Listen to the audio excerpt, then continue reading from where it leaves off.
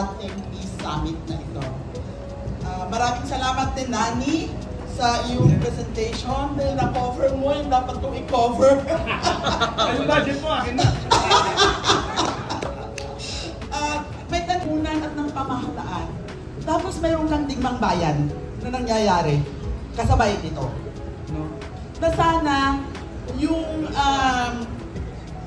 resources, enerhiya na nagagamit dito sa digmang bayan, at paano ito i-address, ay maibugol na sa kaunlaran at ma-address din ng mahusay ang usapin ng climate change at climate justice. No, kaya nagpakahalaga itong ginagawa ngayon